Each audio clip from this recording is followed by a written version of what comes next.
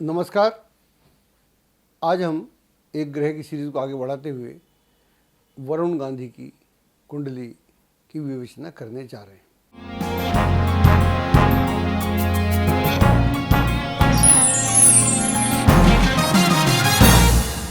वरुण गांधी के पास बहुत ज़बरदस्त लेगेसी है। जैसे ये शुरुआत करते हैं इनके माँ बाप से। इनकी माँ जो हैं वो मेनका गांधी हैं और इनके पिता स्वर्गीय संजय गांधी थे। और बात यहाँ ख़त्म नहीं होती। और अगर संजय गांधी जिंदा रहते तो कुछ भी हो सकता था। वो भारत के प्रधानमंत्री भी हो सकते थे और कुछ भी हो सकता था। शायद भारत का स्वरूप भी अलग हो सकता था। ऐसा माहौल था उस समय। नियति को जो मंजूर होता है वो हुआ। तो ये इनकी पहली लीगेसी ये। इसके अलावा जो इनके वो ताऊ बोलें क्या बोलें, राजीव गांधी ताऊ ही लगे, वो भारत के प्रधानमंत्री थे। और इनकी दादी जो हैं वो देश की प्रधानमंत्री थी। कहने का मतलब ये हुआ कि नाना भी इस देश के प्रधानमंत्री और दादी भी इस देश के प्रधानमंत्री और ताऊ भी इस देश के प्रधानमंत्री। और इनकी जो अभी इनका जो जिक्र है किसान आंदोलन के लिए काफ़ी हो रहा है। ये काफ़ी मुखर हैं और अपनी पार्टी से सवाल करते मिलते हैं। और इनकी जो पार्टी है वो बड़ी स्ट्रिक्ट पार्टी है। और इसमें हम ख़ास तौर से पिछले कुछ वर्षों से देख रहे हैं कि बीजेपी में जो भी नेता, उसकी कितनी बड़ी शख्सियत हो, कितना बड़ा हो, अगर वो अपनी पार्टी या सरकार की नीतियों के साथ नहीं चलता या कभी मुखर हो जाए तो पार्टी उसे बहुत नरमी से नहीं लेती। वैसे भी हमारा जो ऑब्जर्वेशन है, बीजेपी किसी नेता की पर कतरने में यकीन नहीं रखती। शायद उन्हें मालूम है ये ऐसा है वैसे नेचर में। कुछ पक्षी ऐसे भी हैं, अगर आप उनके पर कतर दें, उखाड़ लें, अपने आप गिर जाते हैं अलग बात है, तो दोबारा उगाते हैं।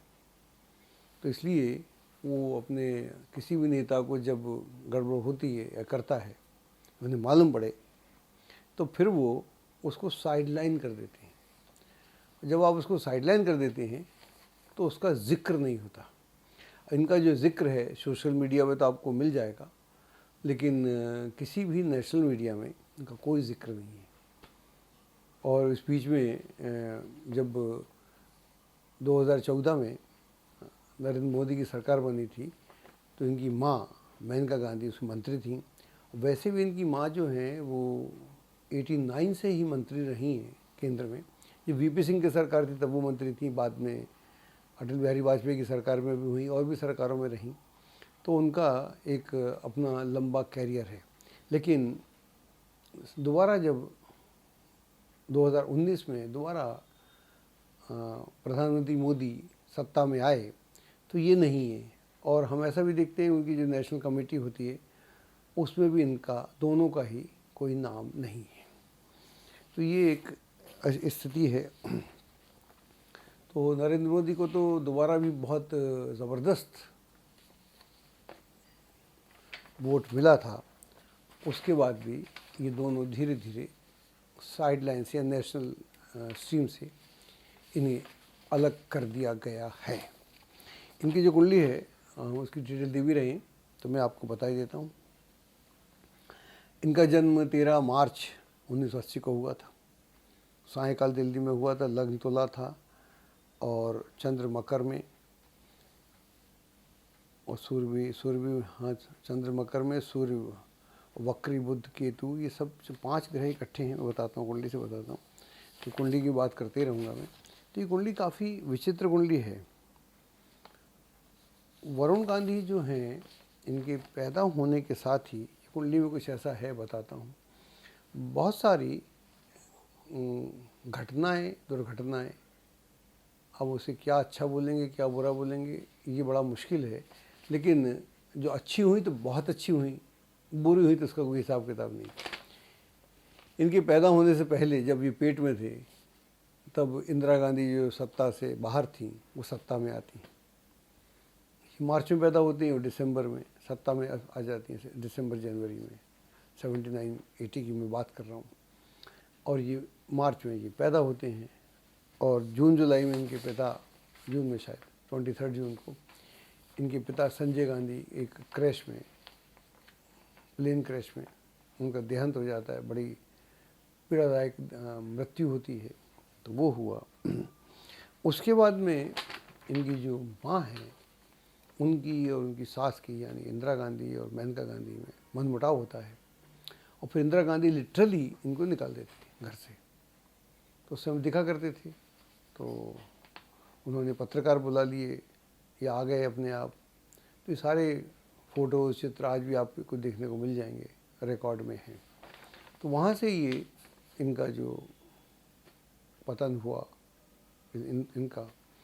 उसके बाद राजीव गांधी की सरकार आ गई और राजीव गांधी की सरकार के बाद जब वीपी सिंह की सरकार आई तो उसमें मंत्री थी।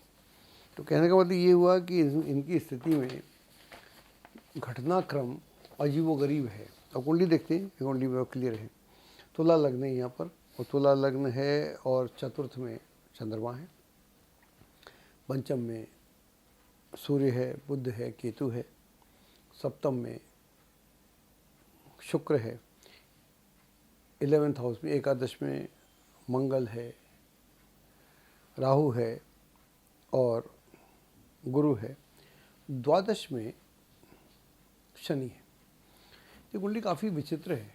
ये कुंडली विचित्र इसलिए है कि इसमें से 6 ग्रह वक्री हैं, 7 ग्रह वक्री हो सकते हैं, सूर्य और चंद्रमा नहीं होते, राहु केतु वक्री रहते हैं। तो बाकी इनके जो है देखिए आप, बुध वक्री है, मंगल वक्री है, गुरु वक्री है, शनि वक्री है, चंद्रमा होता नहीं और सिर्फ शुक्र वक्री नहीं है। तो जो वक्री ग्रह होते हैं इतने ज़बरदस्त, वो भी कौन से, पंचम में और 11th में। तो 2 चीज़ें बड़ी तय हो गई। वक्री ग्रह क्या करता है, अलग अलग इंटरप्रिटेशन है, इतने बहुतायत हो उनकी, बहुत ज़्यादा हों, तो वो अच्छे खासे माहौल को में से आपको उठा के ज़मीन में पटक देता है। अब लेकिन वक्री तो रहता नहीं, आकाश की बात कर रहा हूँ, रहता नहीं। और वक्री ग्रह, कुछ ग्रह बड़े पावरफुल हो जाते हैं, वक्रे पापा महापापा ऐसा बोलते हैं। और अगर शुभ ग्रह हो तो बड़ा शुभ हो जाता है। तो 2 शुभ हैं या वक्री और 2 अशुभ या क्रूर ग्रह वक्री हैं। जैसे गुरु वक्री है, बुध वक्री है और मंगल वक्री है और शनि वक्री है।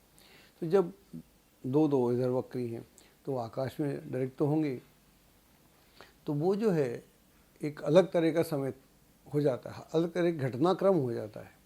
वैसे भी हमने देखा हुआ है जो 75 से लेकर 80 तक का समय था, 81 तक का, वो बड़ा उत्पात वाला समय था। अगर भारतीय राजनीति की बात करें तो देश में इमरजेंसी लगी, इंदिरा गांधी के खिलाफ मुकदमा हुआ, वो हार गई, इसलिए इमरजेंसी लगी। फिर पूरे अपोजिशन आ गए, सरकार बना ली, जनता दल बन गया, जनता पार्टी जो भी थी, और जेपी मूवमेंट चला बड़ा भारी, ये सब हुआ। फिर ये सब लोग बिखर गए, इंदिरा गांधी आ गई, ये बच्चा पैदा होता है। तो बच्चा तो अपने भाग्य लेके पैदा होता है। पंचम ग्रह में अगर 2 ग्रह हों, जैसे सूर्य भी है और आपका बुध भी है और केतु भी है, तो उस पर गुरु और मंगल वगैरह की दृष्टि है, तो पंचम ग्रह को ज्योतिष में बोलते हैं प्रारब्ध। तो डेफिनेटली इनका जो पास्ट है, प्रारब्ध है, वो अच्छा है। अच्छा ना हो तो इतना बड़ा परिवार कहाँ मिलता है। परिवार में मिलने से आधी बात तो आपकी हल हो जाती है ना, अच्छी हो तो बुरी हो तो। अभी शाहरुख खान का बेटा पकड़ा गया, किसी और का बेटा होता जिक्र भी नहीं होता। तो परिवार का संबंध है। अगर आप ऑर्डिनरी आदमी का कई पकड़े जाते हैं तो कौन बात करता है।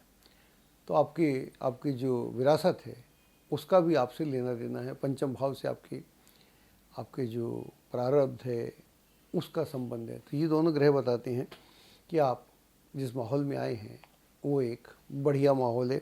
लेकिन ये सब वक्री ग्रह हैं तो वो कुछ भी सहज नहीं होने देते। ये बहुत कम उम्र में एमपी हो गए, 3 बार एमपी हो चुके, ये ऐसा भी है। तो अभी आज भी एक तरह से खुद ही राजपुरुष हैं, माँ भी एमपी हैं, तो आपको अब माँ बाप दादा की तो होता है सो होता है, आप अपनी दम पे भी एमपी हैं। तो ये जो बातें हैं कुंडली बड़ी, इसलिए मैंने बोला बड़ी विचित्र कुंडली है। और एकादश भाव में सारे ग्रह हैं, तो लाभ भी आपका है, तो लाभ की स्थितियाँ आपके लिए बनी हुई हैं, और अलाभकारक स्थितियाँ भी हैं, हानिकारक जिसको बोलते हैं, फंसाने वाली। और ऐसी स्थिति में व्यक्ति जो होगा वो शांत नहीं बैठेगा। तो इसलिए इनको बीच बीच में अपने दिल में उलझन है, अपने मन में उलझन है कि ये हो रहा है शायद गलत हो रहा है इनके हिसाब से।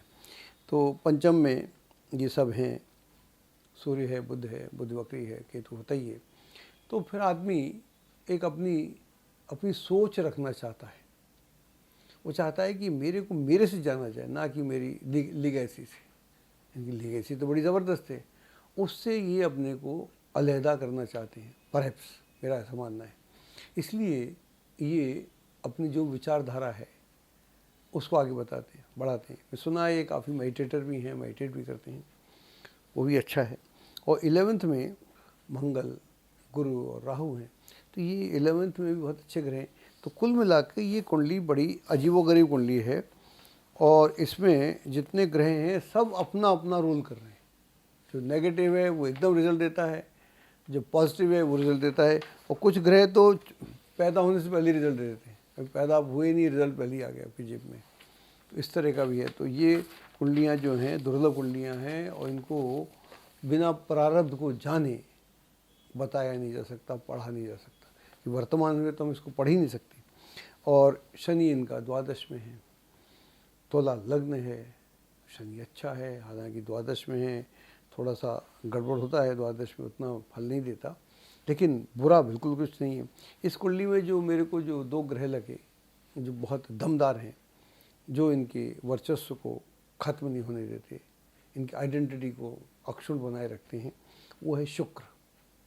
शुक्र सप्तम में है, लग्नेश है, और बिल्कुल क्लियर कट बैठा हुआ है, उससे कोई दिक्कत नहीं है। गुरु का एस्पेक्ट है, और उससे कोई दिक्कत नहीं है, अच्छा होता है वो।